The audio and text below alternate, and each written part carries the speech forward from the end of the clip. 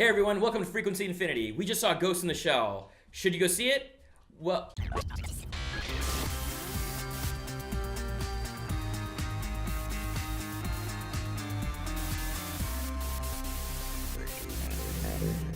A few years back, when they announced that they were going to be doing a Hollywood live-action remake adaptation of Ghost in the Shell, I had no interest in it. I remember when Ghost in the Shell and Akira were like head to head, and those were like the two animes that people were saying, are you a Ghost in the Shell fan? Are you an Akira fan?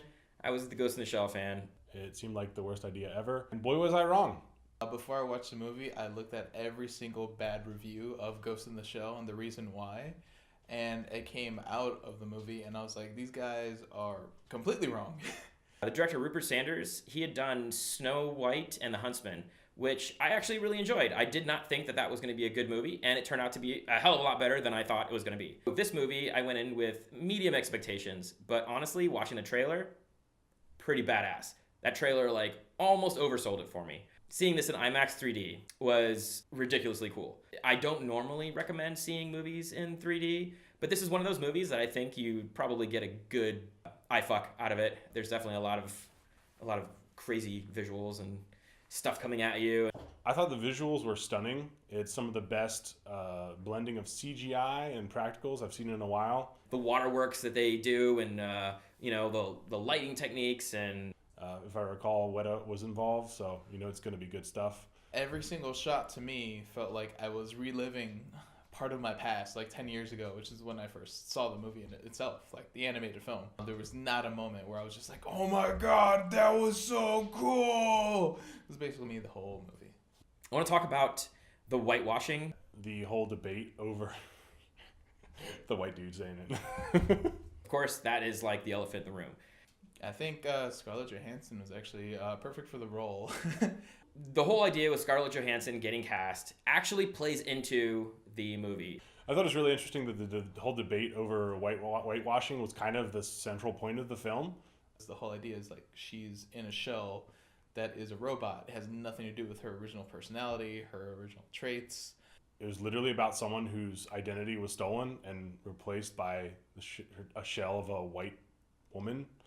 It was a really good move because it's kind of a nod to what they considered the whitewashing. Ghost in the Shell isn't like the latest, whitewash movie that was going to happen, and all these other movies get whitewashed. And I was like, such bullshit. We can get over it.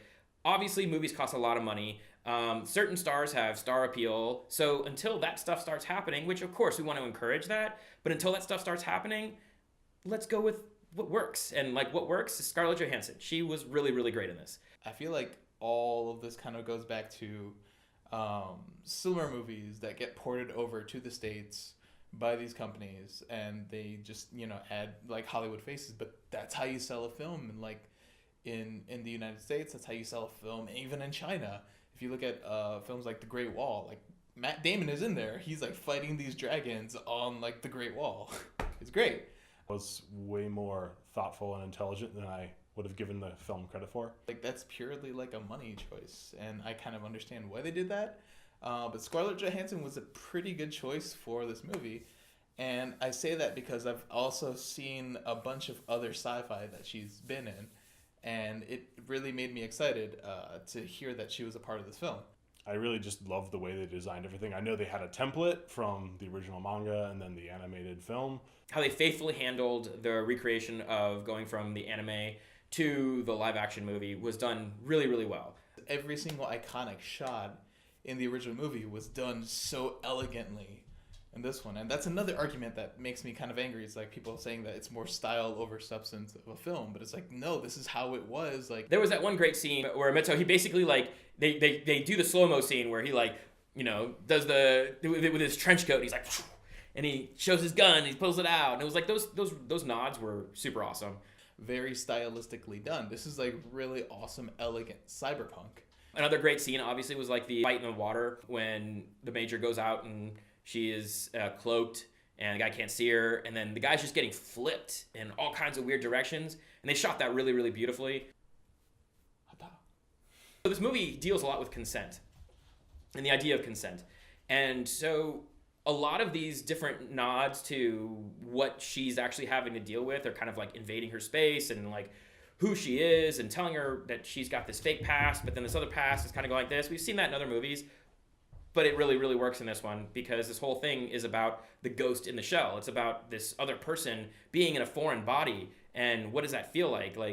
And especially, I think it's not something that I can talk about in as far as like from the female perspective, but I think that it's a really great nod to kind of give that as like a major focus. In the actual live action movie, she has a part of the guy, the main bad guy. They kind of have a relationship at that point, and so it's kind of left that he is going to become a part of their memory, as opposed to the animated movie and also the comics, where they actually merge together to form a single consciousness to actually become a greater being. Because in the comic and the movie itself, like the original movie, they decide that she has to kind of transcend humanity. She is actually the next step in evolution of humanity. This is something that worldwide we're actually seeing the fight between globalism and, like populism and these different things that are happening. And like, what are we thinking with technology now? Because now we're seeing AI on the rise and we're seeing robotics on the rise. And then we're seeing Trump on the rise. And it's interesting that in the new adaptation, she retains her humanity and decides not to fuse with him, not to kind of like become like the singular consciousness of like the digital age. What does this all mean? And so a movie like this comes out and it kind of gives us a chance to kind of play out some of those things in a safe space. I hate saying safe space. Safe space. It's a movie. It's kind of interesting to see that dynamic as opposed to like the original ending where she transcends humanity. She is still human, but she's like greater than. Net neutrality. We're dealing with this right now. We're dealing with selling our own private information. And granted, this is stuff that we're talking about with private information, but we're also dealing with private information that could lead to what's next.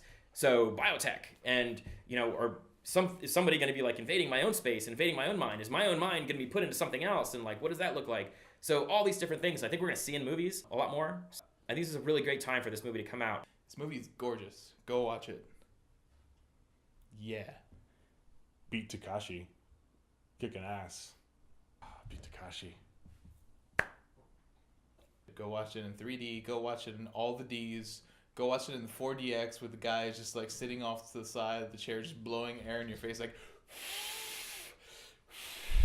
Go see that. Go see it now. Akira was a little too emo for me. Sucks.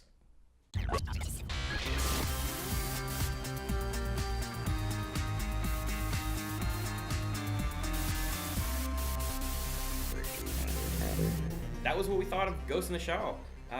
If you like what we thought, if you have some comments, send your comments below. We would love to hear what you thought of the movie. Make sure you hit on those other links. We review Kong and Logan, and we're going to talk about so much more. Show us some love, hit that like button, and subscribe, and check out some of our other videos, and we'll see you next time.